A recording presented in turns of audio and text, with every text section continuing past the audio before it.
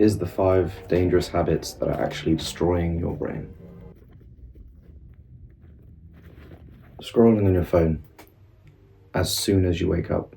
By going on your phone the first thing in the morning, it fills your mind with noise and distractions, mental clutter, and the way I like to put it is you have a certain amount of points every day that your brain can use.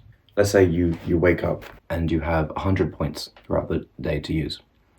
You go on your phone and you've used up 20 to 30 of those points already. And over time, during the day, the mental clutter that builds up, you overthink, essentially. On the other hand, if you were to wake up and just go brush your teeth, go do the things that you're supposed to do, go have a shower, cold or hot, however you want to do it, eat your food,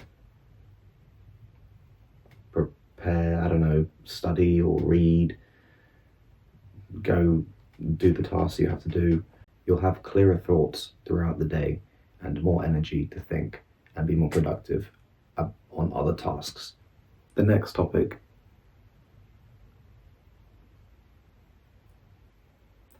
The next thing on the list is eating mindlessly.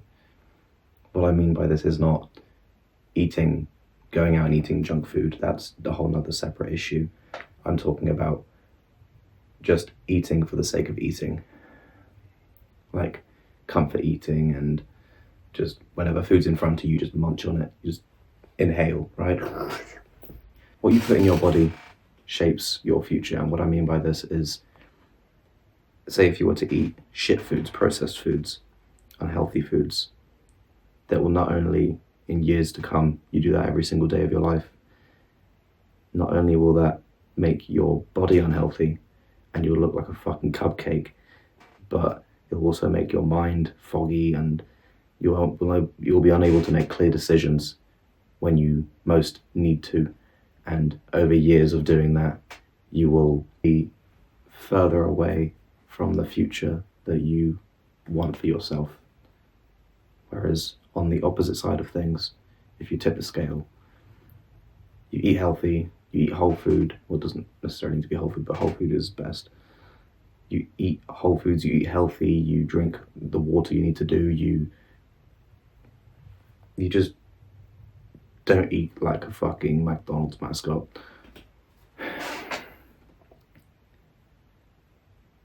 You'll be more healthy, you'll have the healthier body. However, the main point I'm trying to get at is the healthy body is more of just a side bonus. What you really want, the benefit of eating properly is up here, not in your body. Yes, you get a healthier body, but you want a healthier mind, a healthier thinking process because of your diet. And you'll make better choices throughout your life, and therefore you'll be closer to the life you've always wanted. You won't have brain fog. Brain fog? Nice. You won't have brain fog. You won't get decision fatigue as much. You'll just be thinking clearer. I don't know how else to put it. Eating junk food and processed foods may be tasty and delicious now and give you the comfort that you want from when you eat your food, but over time you do that consistently and it will chip away at your life and your vitality and your ability to think and process properly, and you kind of just end up with a limp dick and a limp brain. A limp dick and a limp brain. Now, the next topic I want to talk about is reading.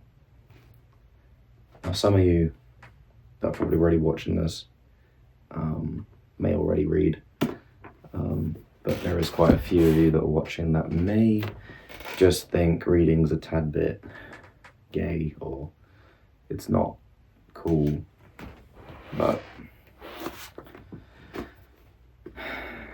you can learn a lot from a book. I'm not saying you gotta collect 1 million books and read them all religiously, but It helps, for example, if you feel like you're stuck in life and you need a new viewpoint on something, you buy a book, you read the book, get a new viewpoint, you apply those things into your life, and hopefully it changes you for the better. Now, in terms of how useful books are, obviously not every single word you read in a book is going to change your life. Usually only 30% of the information you read in here is actually usable information. The rest of it's usually stories or things like that. For example, in this book, Atomic Habits, I'm currently reading, and it's taught me a few things, such as habits are a double-edged sword. They can work for you and against you. That's why understanding the details is essential. Instead of looking at your goals and thinking about how far away you are from them, you need to think about the systems that you're using to reach those goals. For example, if I wanted to lose weight, I wouldn't think about, oh, I'm 100 kilograms right now, I want to be on 80 kilograms. I would be thinking, okay, I'm at 100 kilograms. That means I need to figure out what my maintenance calories is per day, and I need to go on a calorie deficit. I need to eat this type of food and not this type of food. I need to do these actions and not these actions. You focus on the system, not the goal, and you will make progress. Anyway, that's a bit off topic. Another way that I like to use books is for inspiration. I quite literally have on my phone, on the notes, at least 100 to 150 just quotes from countless different books, and whenever I'm lacking motivation, I just read one that piques my interest, and it just lights the fire back in you. Or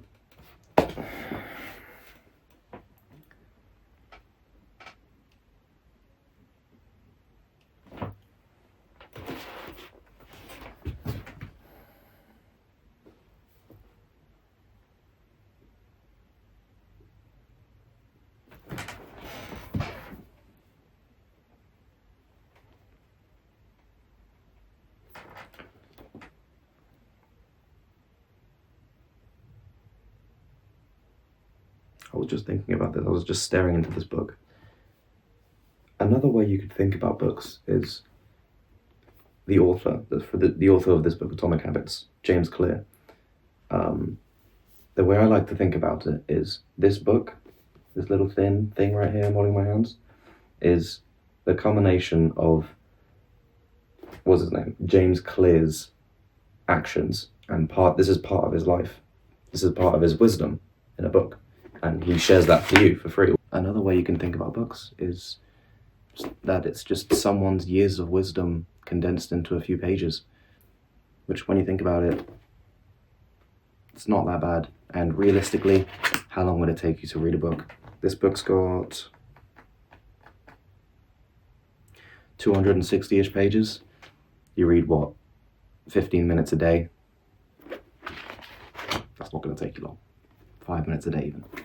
Okay, so the next thing I'm going to talk about is neglecting exercise. Just like going to the gym, going on runs, going on walks. Just simple, basic exercise that anyone should do or should be doing. A lot of people have this misconception that you need to go to the gym to be healthy mentally and physically. You don't. You can just go on runs or walks. It doesn't really matter too much. What's important is that your muscles are contracting, because when your muscles contract, they secrete serotonin and they just make you feel happy. It's like an antidepressant drugstore, like just in your body. It will just create what you need when you need it. You just need to make your muscles move. Staying active isn't only good for the body. It's amazing for the mind as well. So I'm going to use me as an example. I do weight training every day but Sunday. Sunday's rest day with a good friend of mine. And like I just said, in my case, I'm training with a very good friend of mine, and we are able to push each other harder because we know we're both there wanting each other to succeed. So I would recommend training with someone, a good friend of yours. Alright, this one I might have to read from my little book because it's a interesting one. Ignoring your goals to please others. In other words, being a people pleaser.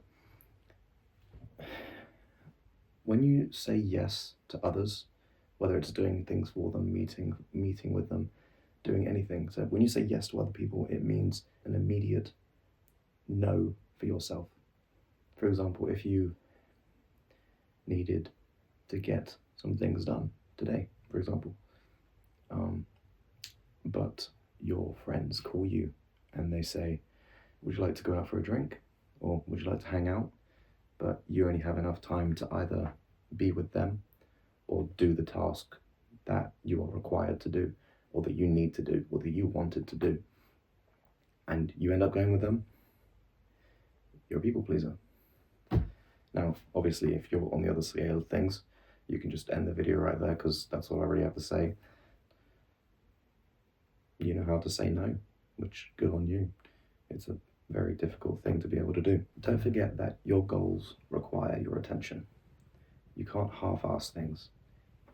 If you need to get things done, for example, record, edit, go to the gym, eat right, sleep right, keep your love life going, keep your friendships going, help your family out, you have tasks that are your responsibility to uphold. And if you push them all away for momentary pleasure and fun with other people, then you need to learn where to draw the line and where to say no. And protect your time and focus, because those are two very invaluable things in your life. Time and focus. Because those are one of the few things that will bring you closer to the life you want to achieve, and possibly even the future family you would want to have, or the business you'd want to start.